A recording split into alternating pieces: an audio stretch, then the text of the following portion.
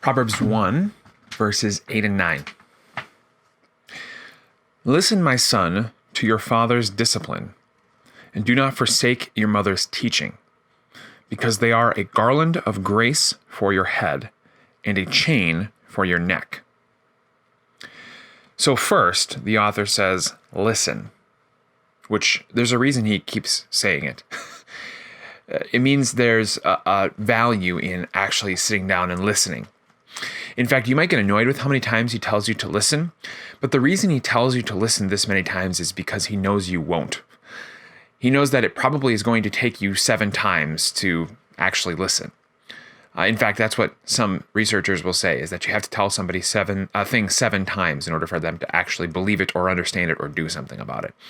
Maybe Solomon, being the wisest man ever, knew that. He says, listen, my son, to what I'm going to teach you, which is discipline. Now, he's talking here about your father's discipline.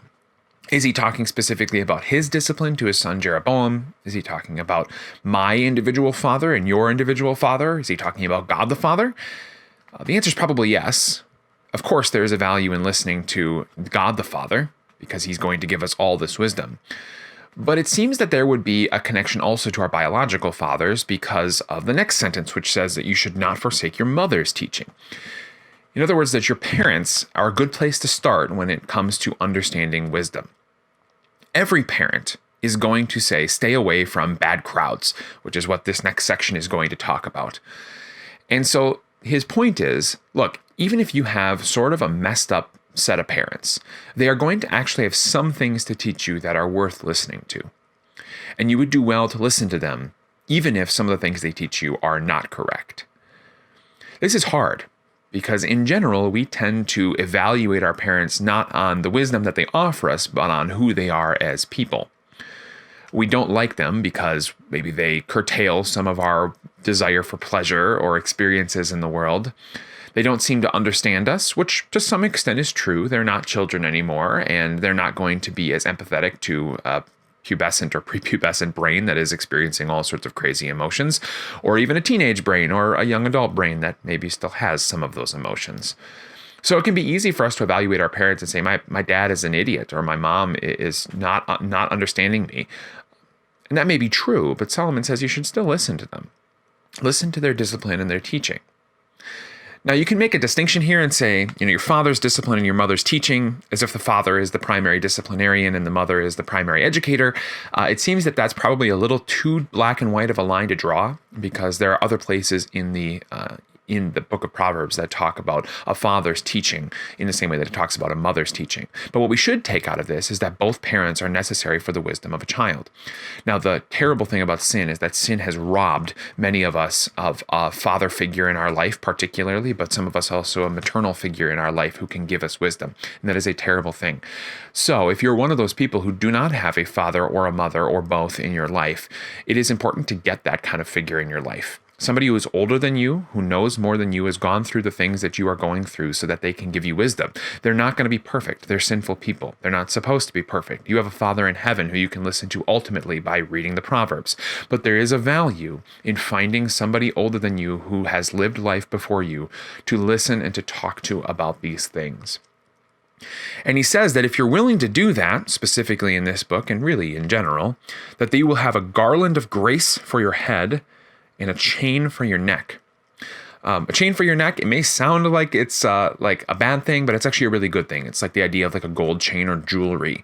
And a garland, of course, also is a beautifying thing. And so the idea is that you will be attractive to the people around you, not necessarily in like a marriage or a sexual way, but just that you'll be the type of person that people want to be around if you're the person who listens to their parents. And when he says particularly our garland of grace, it's interesting to play with that word grace a little bit, because we, of course, as New Testament Christians, think of grace and we think of Jesus' undeserved love to us that led him to the cross to die for our sins and to rise for us. And that is certainly in view. But there is also a certain level of grace that you give to your parents if you listen to them. Like we said, they are sinful people. They don't necessarily deserve you to listen to them for their wisdom, but you should, because you're a gracious person made new in Jesus, who had grace to you. And therefore, there is a wisdom that comes even from sacrificing in order to listen to your parents. Hypothetically, if your parents had nothing valuable to say to them, it would still be gracious of you to listen to them.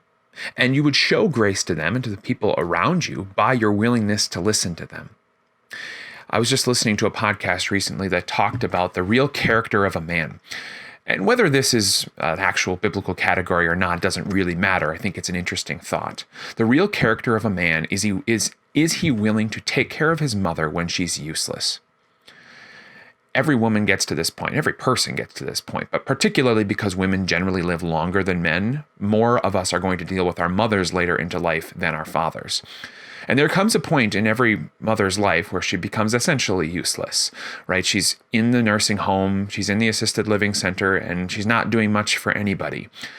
And God says that is the place where, this podcast said that's the place where you can tell the character of a man. Is he willing to love his mother when she's useless? And maybe Solomon is playing on that theme right here. He says, are you willing to listen to your parents even if they're useless? That would make you wise. And that's how to grow up.